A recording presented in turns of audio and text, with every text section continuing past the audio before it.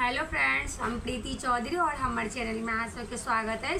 आइ हम अहाँ सबके एगो कोबर के गीत सुनावा जा रहा छी। अच्छा लगा तो लाइक और सब्सक्राइब जरूर करबे।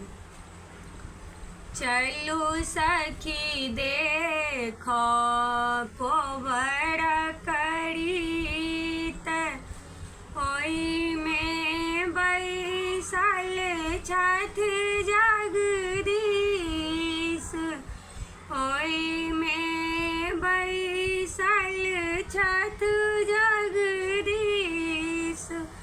सखी सब गावत हेती गीत, कोबर घर में सखी सब गावत हेती गीत, कोबर घर में दुल्हा बोले दिल की बात, दुल्हन फेरे दोनों हाथ, दुल्हन फेरे दोनों हाथ।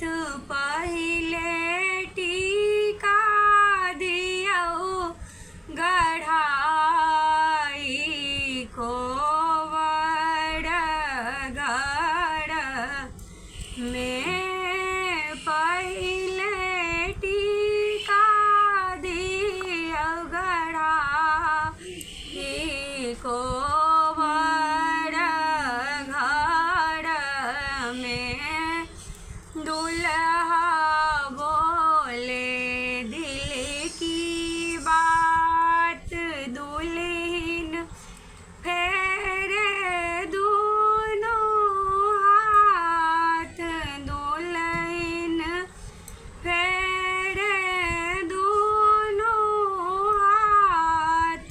पहले नथिया दियो गढ़ाई, कोबर घर में पहले नथिया दियो गढ़ाई, कोबर घर में दुल्हा बोले दिल की बात, दुल्हन फेरे दोनों हाथ।